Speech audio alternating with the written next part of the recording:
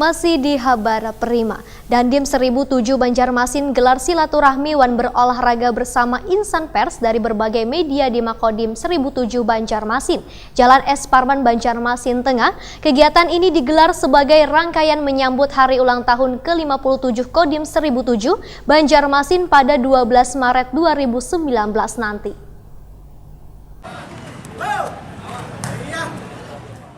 Dandim 1007 Banjarmasin gelar silaturahmi wan berolahraga bersama insan pers dari berbagai media baik cetak, elektronik wan online di Makodim 1007 Banjarmasin S. Parman, Banjarmasin Tengah, jelang tengah hari Selasa 12 Februari 2019.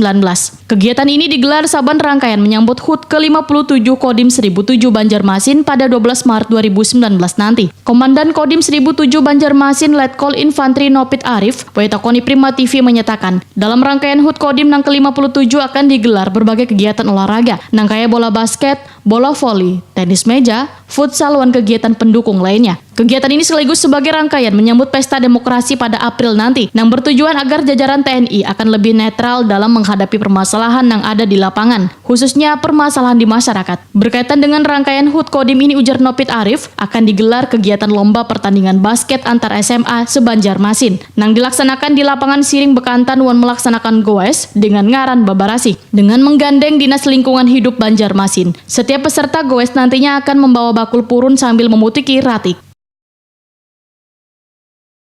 Yang pertama saya sampaikan bahwa saya ingin melaunchingkan bahwa nanti ini dalam rangkaian kegiatan HUT Kodim yang ke-57.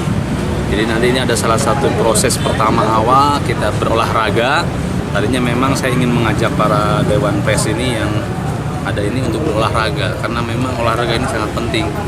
Nah, ini lagi memfreshingkan, mereka mempersiapkan untuk menyiapkan untuk menghadapi Pilpres. Dengan adanya persiapan Pilpres dengan Pileg ini, kita harus siap dengan kondisi yang sehat, segar, seperti itu.